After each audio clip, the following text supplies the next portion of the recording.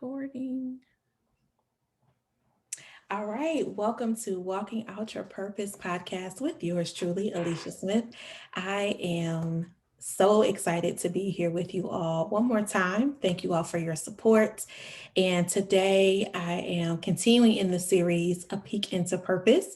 And what a blessing it is to be on the same stage as the Rosalind Green-Price. And you all are going to get to know her today. What a beautiful vessel, what a beautiful soul, and just a magnificent woman of God who wears a lot of hats. And I'm sure she's going to talk to us about that today. I tell you all, during this pandemic, it has opened so many doors, so many platforms. And that's how I got a chance to meet Sister Rosalind, is through one of the platforms that our ministries that we're on for Ministers' Wives. And so we share that in common. And again, I'm just so honored, privileged, blessed to bring her to you all today. So welcome to the show, Rosalind. Thank you. First of all, you know what? I am beyond a fan. Like I say, beyond a fan. Okay, walking in your purpose. First of all, I love that. I love that name because you know what? We have these forums and they are so needed right now. So I definitely love it because what's the best thing we can do, like your title says, is to know how to walk or learn, I should say, how to walk in our purpose. And that's just such a blessing when you realize your God given gift. So the honor is mine, definitely. And I appreciate you inviting me up here, definitely. Amazing, amazing. So I always like to start off these interviews with, who is Rosalind? Tell us all about yourself and what you're all about. Whoa, man, that's a lot. And I say that because when you ask me to be up here on your forum, like I said, definitely honored, no doubt. But what I had to do was kind of condense my life into a shorter narrative because when you talk about your purpose, like I said, that covers so much ground. You know what I mean? So I said, okay, what is the best way that I can let the audience know who Rosalind is without overdoing it, if that's possible. And my narrative basically is being a single mom, being a victim of sexual abuse, being having decreased self-esteem, stepping into my purpose in God, and ultimately finding Rosalind. That's good. Yeah, that's good. So speaking of finding yourself, when do you feel like you discovered that, and how have you been lately, or in the last couple of years? How have you been walking in that? My I'm an old head. I always say that first and foremost. And my purpose began later, or realizing my purpose began later. And I know now that it was that way because I wasn't ready to walk in my purpose. I thought I was. I've always been a person that people would come to, women, no, I'm not, no, not women, people would come to um, when they needed someone to talk to. So I always been that girl. But as far as me actually accepting my God given purpose, that started later in life. And I should say the last 3 years, man, the last three years have been a whirlwind of opportunities. And when I say whirlwind, because I had to basically put Rosalind down and lift Christ up. You know what I'm saying? Because That's I'm good. sure, yeah, I'm sure you can relate because I can see you're a leader. And as being a leader, sometimes we got to extinguish that stuff, and allow God to lead us. Okay. Yeah, absolutely. And it's similar to my husband. I often have this conversation because being a leader at work and then coming home and having to allow him to lead. And when I say allow, I mean that in the most, respectful way. Respectful way. But because sometimes he'll be like, wait a minute now. Don't get it twisted there, Leave that at sister. work. Yes, yes, I Right. understand. And so similar, right? When we're thinking about our purpose, or we're thinking about what it is that we're doing in life or what have you. And Mhm. God will give us those whispers like, hold on, what, wait a minute. And he's our CEO.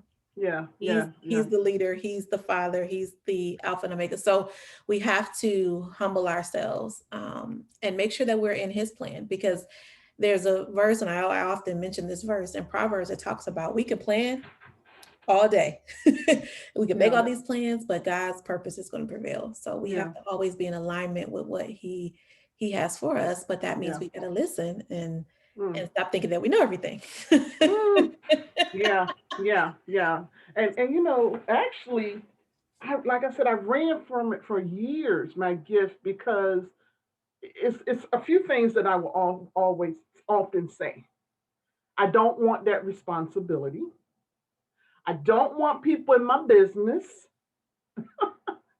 And I was not about that life, period. I'm gonna be honest with you. You know what I mean? It's heavy. It is quite a responsibility when you truly walk in your purpose, because when God tells you to move, you gotta move. So it is quite a responsibility. I accept it now, but I have to, sometimes I have to put it down. And what I mean by putting it down, I have to rest. And I have to let people know, okay, not now. But I got you. I come back, but not now. And the reason why I got to do that is because if I don't, I'm not going to be any good to nobody, including myself, because it's not going to be something genuine that I'm spewing out. And I always want to real talk. You see that real talk, y'all? Okay. One of my friends call me Miss Real, because I always want to Yeah. make sure what's coming out of my mouth is genuine. And if I'm spent, I can't do that. So I had to learn to watch restaurants. I'm so glad you said that, because that is a lesson right now, Sister Rosalind, that I'm learning. I'm very busy Yeah, and very much a yes, yes, yes, I can, yes, I can, yes, I can, yes, I can, right? yeah, yeah, And I'm learning, and I'm doing this work with a coach, but I'm learning, okay, everything's not for me yeah, in this season or at this time. And if I'm saying yes, yes, yes to everybody, how can I spend the right amount of time where I say my priorities are, which is my family, which is, church or whatever. So I'm learning that lesson right now of yeah, like, you can't give from a empty saucer, like yeah, because yeah, yeah, you're going to be no good to anyone. Now you'll be there, you can check the box, but yeah. you want impact, you want lives to be changed, you want to it to matter that Yeah, you were there, that you were in that meeting, that you were in that discussion, that you were at that event, right? And if we're spent, to your point, we're not any good to anyone. I So agree. I'm definitely learning that lesson. So Yeah. And I often look at it like this too. We say we can multitask. yeah, We're not really multitasking. What your brain is doing is taking a piece, but you're not giving it your whole, like you said, unless you focused on one thing at a time. That's the only way you can give it your all. So it's a work in progress.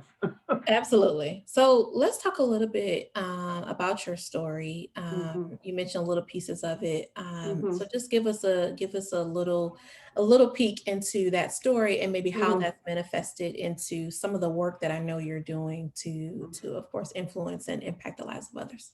Okay. Well, when you mentioned that our husbands are ministers, so my husband is a minister, which, yes, grateful for that. But when I first met my husband, he told me a few things. First, he told me when he first met me, I'm going to be his wife. And secondly, he told me I was going to be a minister's wife.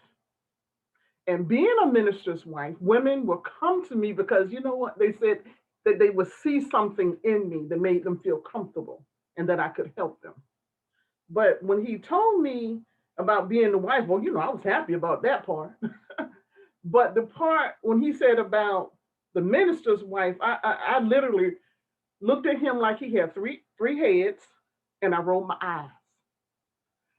And like I said, not at the fact of being the minister's wife, because you could not have told me that Rosalind Green-Price and minister's wife had anything to do with each other. That was just not something that I thought that I would ever be able to ever do. You know what I mean?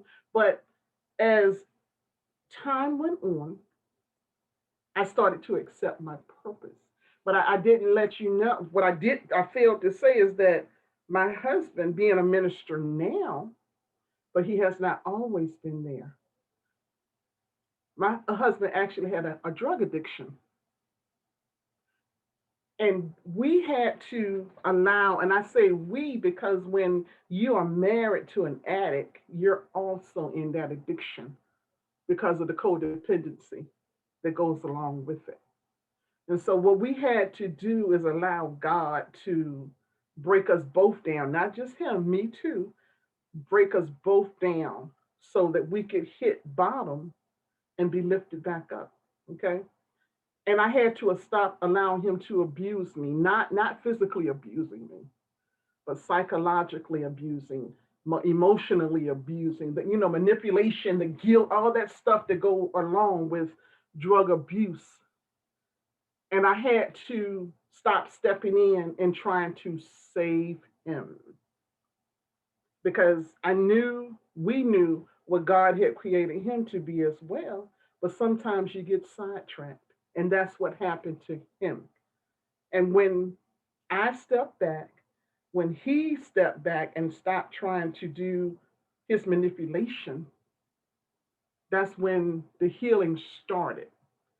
But what I had to do is I had to leave my very well paid job.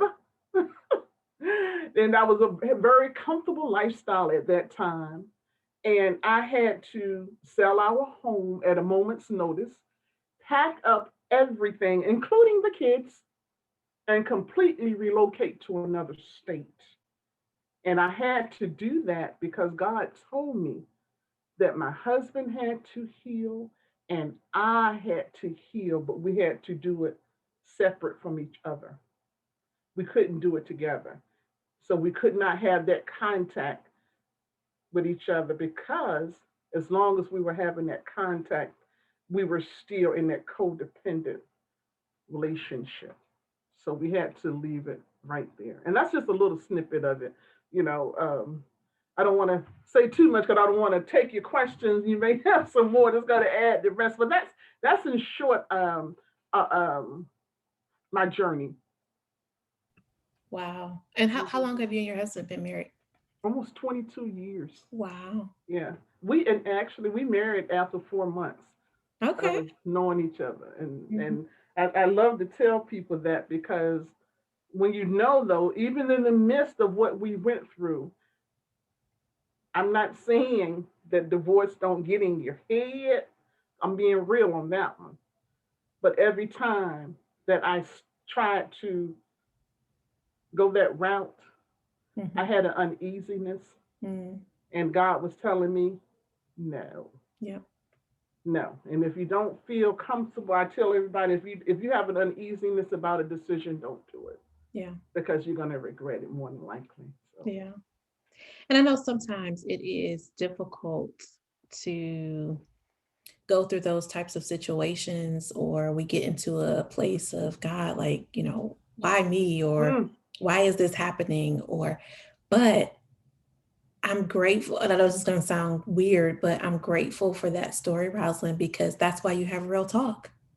That's why you're exactly. able to bless so many people. And it's literally, when you said earlier, genuine. It literally is genuine, and it's something different. Especially when we think about, Church of Christ, and kind of, for those that are a part of our faith, it's not often that we see these type of platforms where people are able to really talk about past hurts, past addictions, past situations, and how God has delivered them.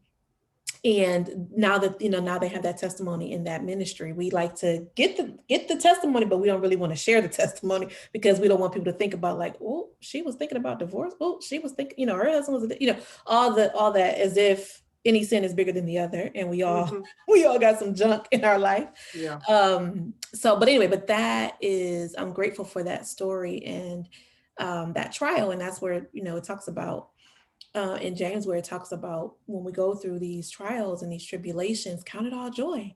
Amen. And but it's for reasons like this and so many lives that you're impacting. I know on a consistent basis with the Real Talk. So let's talk about that. So tell us Hmm. about the show and how this came about and how people can get connected to that. Yeah. Well, the just what you just said.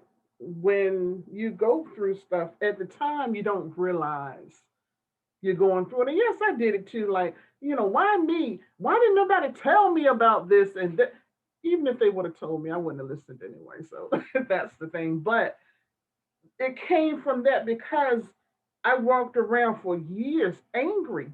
Just when I say angry, not angry, uh,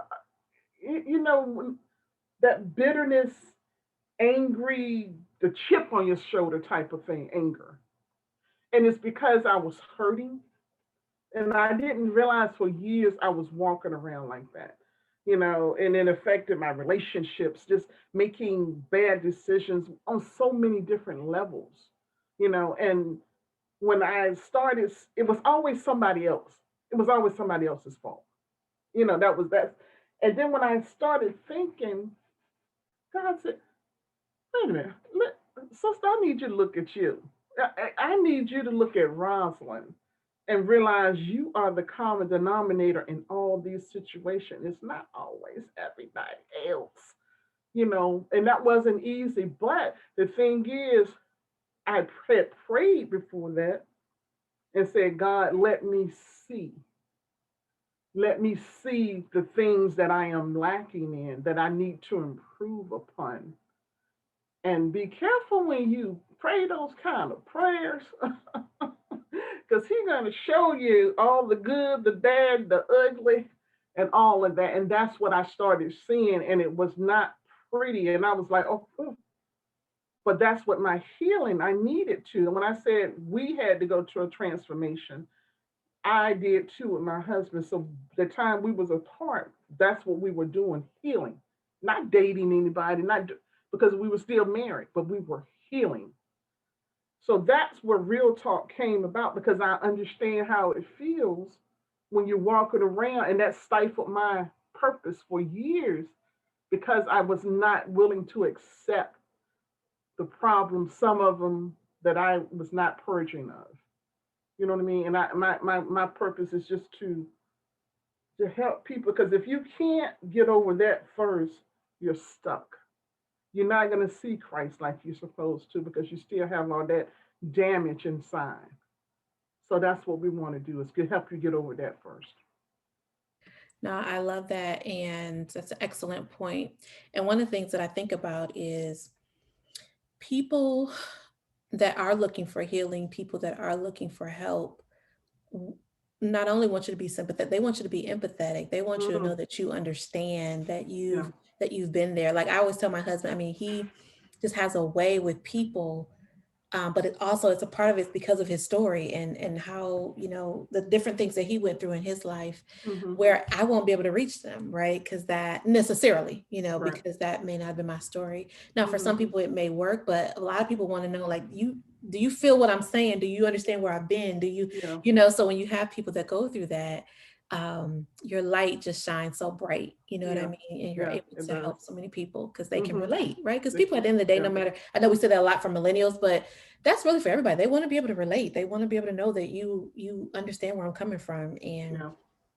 Yeah. I'm so blessed to know you and to, like I said, have you on the show today. So I want to talk about your organization because you also have In Him Forever. So tell us about that and what is that all about? All of it is related. And that's the thing. Everything is under my organization, like you say, In Him Forever Inc. And that is my nonprofit that I have that has been mentally in existence for years, but it actually came to pass about 5 years ago. And it's still the same thing. Right now, we're trying to reach anybody, same thing, who needs help, spiritual counseling. If I need to help you by feeding you, clothing you, help you with your rent, whatever I can do to get you to see Christ, that's what the goal. And I shouldn't say I, me, my husband is a part of it too. That's what we're trying to do. And eventually be able to set you up in your own home, your own housing, your or at least that transitional period. Because sometimes in order to heal too, you got to be taken out of the situation. Because if you're still in that situation, sometimes you're going to go right back to it, or you're just not going to get the clarity that you need because you're still in that situation. So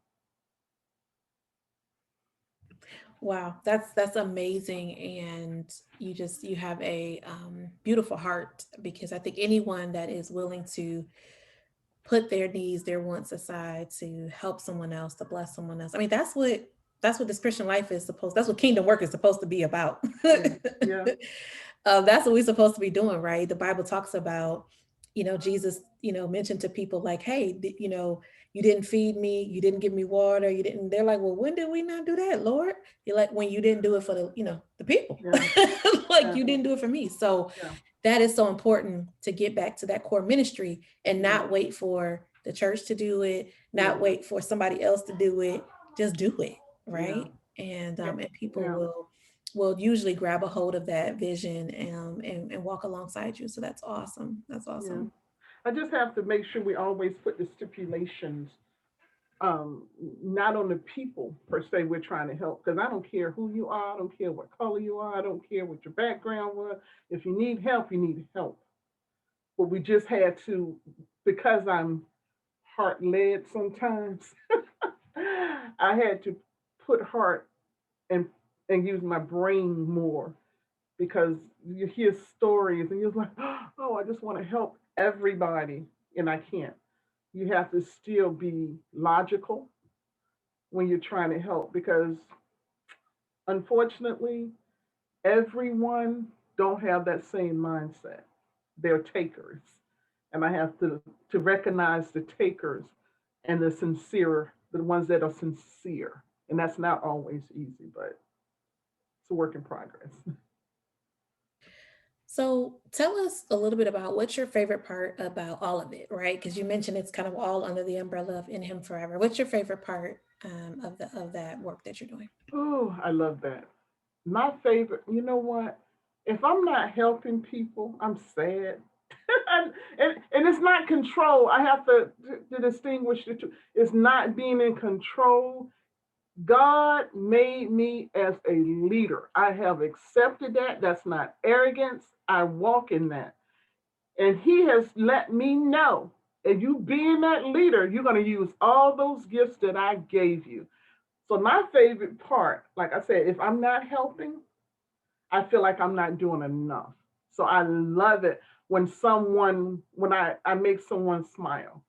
When someone say, I can't, oh my God, people still are here that are willing to help. And I let them know there's a lot of people willing to help. You just have to search for them sometimes. But just helping somebody, even if it's something simple as calling the grocery store and getting food delivered to them. Those type. I love those types of things. Just helping. Yeah, something about that brings joy, fulfillment. Um, yeah, like you said, happiness. Because when you're not in that space, that's how you also know it's your purpose, Hmm. right? Because you're drawn to it, and it's not for profit. It's not for any other thing than to bring God glory, to do His work, to show Hmm. love, to show compassion on people, and that's what we should be doing. So that's Yeah, awesome. yeah, and the effortless, Go ahead. What'd you say? and it's effortless. Yes, it's Yes, effortless. absolutely, absolutely. So pandemic. Mm, So some feel like we're coming on the other side of it. I'm not sure, but in all things, God is good either yeah. way. But Hmm. how have you had to pivot? Have you had to pivot? What's changed in the last season of year and I guess a year now that we've been in this chaos or this situation of a pandemic. I realized some of the gifts I didn't know I had. Real talk has started prior to the pandemic, so that was already in existence, but it was on a different level then. But since the pandemic, I had to learn how to reach people in a different manner.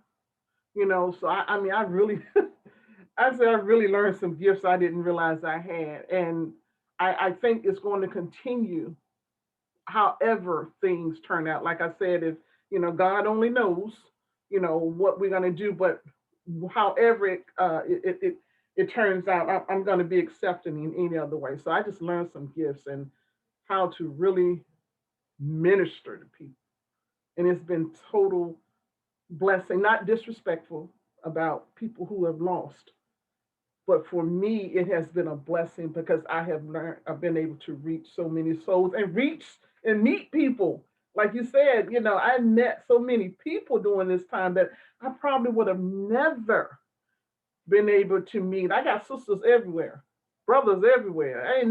We ain't never seen each other in person. But you like, girl, you my girl. I love, you know what I'm saying? So I know that that's right. I just love it. So, and I just pray that this fellowship continues after the fact, or in whatever manner whatever happens. I just hope this fellowship and the love continues. Absolutely. When God's hand is at work, when he's moving, there's always a lesson. Mm, There's yeah, always something to gain. Even in loss, there's always something to gain. And I think that this pandemic, to your point, certainly has its moments of just sadness and grief, and not good things or not good feelings, but there's also been growth, yeah, spiritual growth. yeah, And now we have the, I mean, we've always had the word, of course, but now it's literally on your computer, and you could you could be listening to the word, and it's getting yeah. into so many people's pure view, that may not have ever stepped foot in a church building. Yes. And so I agree with you. Hmm. It definitely has its high points as well. Yeah, yeah. Um, so what I want to shift into quickly here is, um, tell us how people can get in touch with you on Real Talk, or how they can support In Him Forever. Just kind of tell them what's your links and all that stuff. Oh, you asked me that before, and I just went all around the question. Okay, real talk. It streams, of course, through Zoom to Facebook, and I have pages for everything. I have a page for real talk, a page for in him, a page. So I got all these different pages. But my primary means of you are reaching out to me. Just send me a friend request. I try to accept as many as possible, but Facebook limits us on things. But you can also reach me at my email address, in him underscore forever at yahoo.com. Those are the two best means to reach me, like I said. Or you can go to my pages, my Real Talk page, leave me a message there. Real Talk dot five dots NOW. Real Talk now. You can also leave me a message that way. And I promise, if you leave me a message, I'm going to get back to you. I promise you That's awesome. That's that. awesome. So like I said, I am truly grateful for you, your ministry, what you're doing for the body of Christ, and for people in general. To Hmm. your point, you're blessing a lot of people, your organization, as well as Real Talk. So my last question, before we close, is, people that are listening to the show are in all different, walks of life. It's multi-generational. I look at the analytics, and I've got folks literally in every age group that listen to the show, which is a Beautiful. blessing. Mm. So people tend to, either just want encouragement or want inspiration, or some are looking to, okay, I feel like I've got a calling, but I'm trying to figure it out, and they just want to hear other people's stories, or they want encouragement from the Word of God.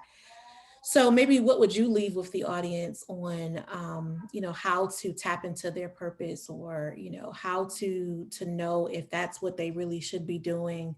Just any advice that you would have for people as they're discovering their purpose. Hmm. First of all, I want to say with these millennials, I love y'all. I'm listening to you because you're teaching me. That's the first thing. And the next generation, I forgot what the next one is. The The Xers, Gen X, yeah, I Gen think X. it is. I'm listening to you all because you all are teaching us old heads some things, a thing or two. But your gift, like I said before, is effortless. It should not be hard. Too many times, what we're doing is trying to walk in somebody else's purpose, somebody else's gift, because you know why? It looks good. And it looks good. You know why? because it's for them, and yeah, it's good because they know what they're doing, because it's effortless for them. Your gift is not, no, let me rephrase that. We have a lot of forums out here. Your forum, my forum. We have so many. But you know what? I try to support each one because you know why? Your gift is for you. What's for you is for you. Is what's for somebody else. And you can have similar forums. That's okay. Help each other out and make sure that that gift that you have, if it comes effortless to you, is for you and walk in your purpose. And two, remember too, everybody's not going to understand the vision that God puts in you. They're not going to understand. They're not going to, some people are not going to support it. And you know what? That's okay. Even if you have a small, minute amount of people who are actually supporting you, that's good because you know what? Those are true people. So remember that. Don't look at the numbers. It takes one step at a time. And sometimes well, I'm gonna say sometimes it starts small. But you know why sometimes it starts small? Because you're not ready for the big thing. Allow it to happen small. Let God keep increasing it. You just put the seed, just put it out there. And God is going to make sure if it's for you that it's going to prosper. But just remember, it's effortless. That's the main thing I want to say. Amen. I appreciate that. And two scriptures came to my mind when you were talking. One is, hey, when you got two or three, Jesus is in the midst. So Mm-hmm. you always Yes. do things to just help, really one, because right, 99, right? We looking for the one that has come to Christ. So you Yes. definitely want to make sure to, I agree with you, to focus on just one, just focus on, making an impact to another person. And then Yeah. the other thing is that don't despise the days of small beginnings. Mm. Yes. And with God, all things are possible. Yes. All And things that are is possible. so true. All Yeah. things are possible. Oh, that's Well, beautiful. Thank you, Sissy. yes, it's been awesome and amazing. Hmm. Again, thank you, Sister Rosalind. I pray God's tremendous and abundant blessings over your life, over your ministry, your church ministry, as well as what you're doing with Real Talk and in Him Forever. I pray for increase, all of those good things for you and your family. And thank you for Thank you. using your story to help other people and not sitting on that story. The Bible tells we overcome by our testimony. So I thank you for being on the Mhm. show. And thank you all for listening to the show. And we'll catch you the next time. Awesome. Awesome. Thank you. Love you. Love you too, sis.